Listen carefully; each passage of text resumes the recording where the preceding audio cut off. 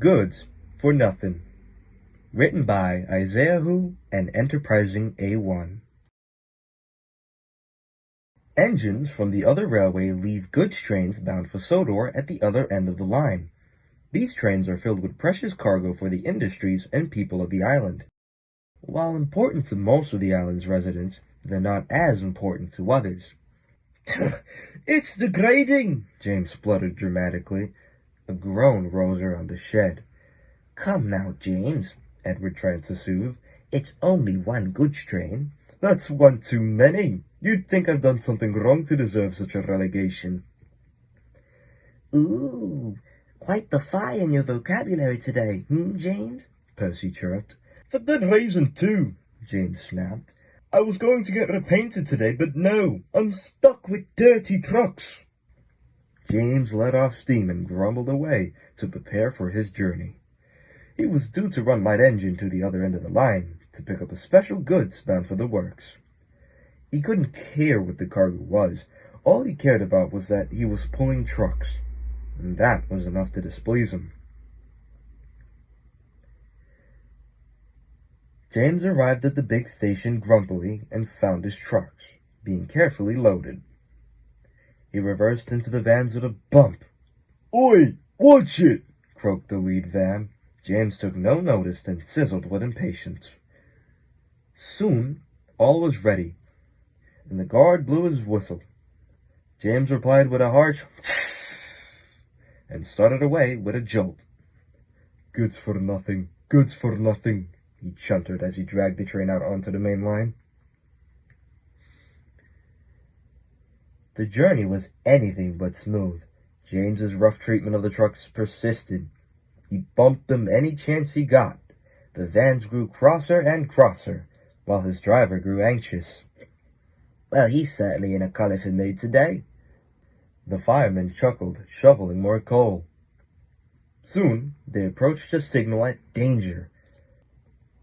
James growled as his driver shut off steam. His brakes screeched as he came through a rough hole. The force of the stop caused a muffled crash from inside one of the middle vans. It let out a loud "ouch!" But with all of James's noise, his crew didn't notice.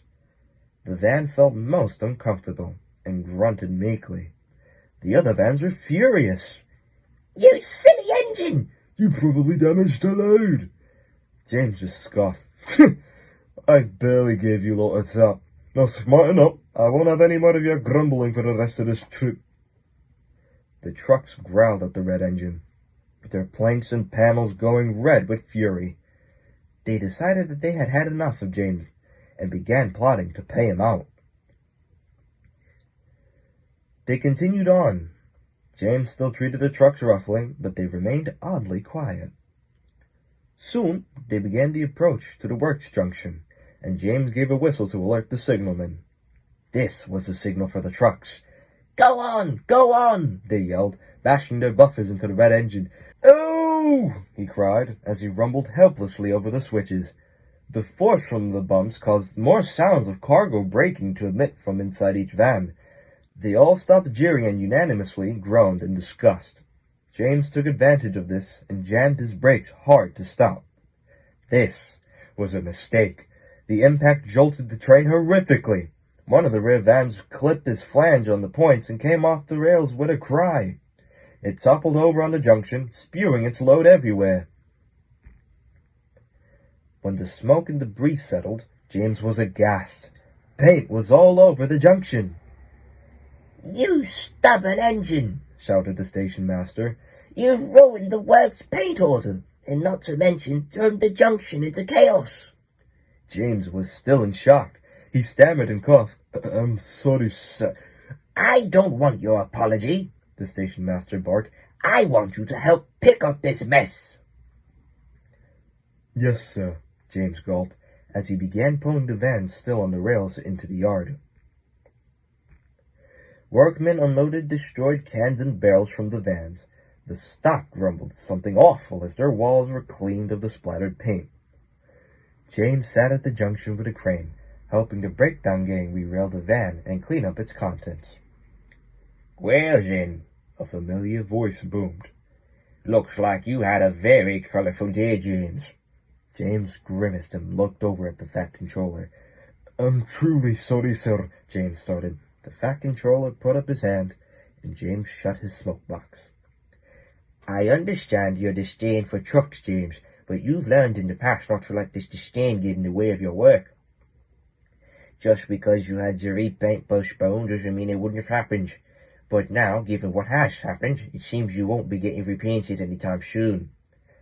James sighed, looking at the vibrant colors spewed across the lines. Yes, sir. We will not have new paint for a few more weeks. All we have remaining is our supply of blue. James's face lost all its color. But I won't be too hard on you, James. I just hope that this time you'll learn that all trains are not for nothing. He paused impressively, then smiled. And if you have another accident due to your good nature, I won't hesitate to have your paint stripped and replaced with a fresh coat of blue. Do I make myself clear, James? James mustered a feeble reply, thinking that compared to the rails beside him, he looked and felt very bleak indeed.